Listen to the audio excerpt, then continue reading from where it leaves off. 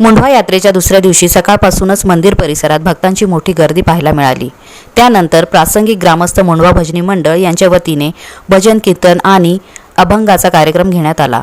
रामकृष्ण हरींच्या गजरात टाळ मृदुंगाच्या निनादाने संपूर्ण परिसर भक्तिमय झाला। वारकरी परंपरेची आठवण करून देणारी अभंग सादर करण्यात आले। दुसऱ्या दिवशीही नागरिक, महिला वर्ग आणि बाळगोपाळांची उत्स्फूर्त उपस्थिती पाहायला मिळाली। गावातील ज्येष्ठ मंडळींपासून ते युवकांपर्यंत सर्वांनी यात्रेचा आनंद घेतला। विविध स्टॉल्स, पारंपरिक खेळणी आणि खाद्यपदार्थांमुळे यात्रेचा माहोल अधिकच रंगतदार झाला।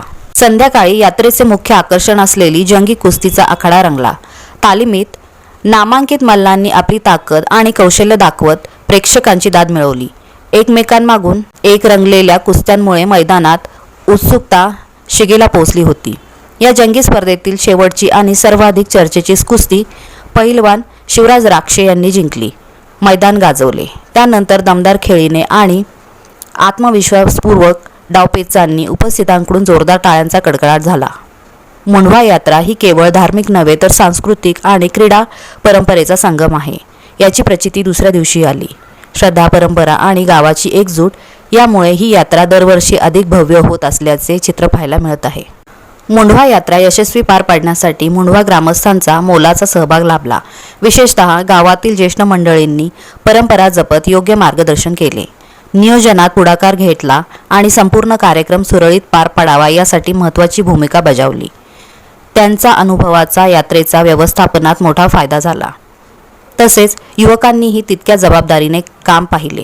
मंदिर परिसराची व्यवस्था, पालखी मार्गाचे नियोजन, वाहतूक नियंत्रण, मांडव रोषणाई व्यवस्था, कुस्ती आखाड्याचे नियोजन अशा सर्व कामांमध्ये युवकांचा उत्साह आणि शिस्तबद्ध सहभाग उल्लेखनीय ठरला। संपूर्ण मुंढवा आणि केशवनगर परिसरातील ग्रामस्थ या यात्रेत मनापासून सहभागी झाले होते।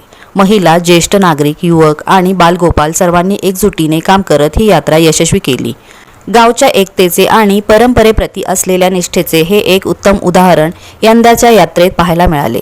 मुंढगाव येथे आयोजित कुस्तींचा आखाडा श्री क्षेत्रपाल कालभैरवनाथ यांच्या उत्सवानिमित्त आज भव्यदिव्य आखाडा या ठिकाणी झाला। आज सर्व पैलवानांनी अगदी निकाली कुस्त्या केल्या। हे मैदान करण्यामध्ये धैर्यशील गायकवाड, युवराज गायकवाड, अविनाश गायकवाड, सागर कोदरे या लोकांनी पैलवान प्रसाद गायकवाड यांचं खूप मोलाचं योगदान आहे। आणि त्याचप्रमाणे जो आखाडा शांततेत पार झाला, गावकरी सगळे चॅनलचे संस्थापक निलेश कुंभार यांचा सत्कार तर त्यांची बाईक मैदानात होत आहे। निलेश कुंभार यांचे मनापासून आभार। शेवटची कुस्ती 2,51,000 रुपयांची होती।